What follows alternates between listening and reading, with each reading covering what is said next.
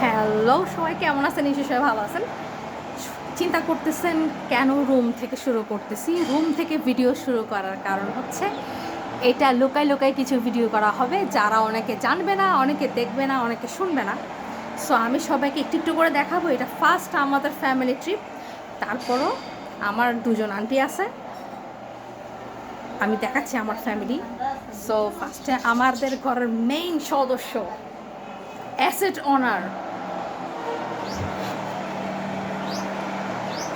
Main asset ওনার, Real main asset ওনার লুদু।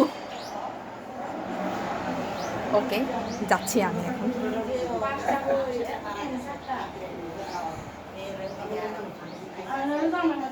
এটা একটা aunty, এটা আমার ছোট ভাইয়ের বউ, এটা হচ্ছে আমার ভাই, এটা হচ্ছে আমার আম্মু,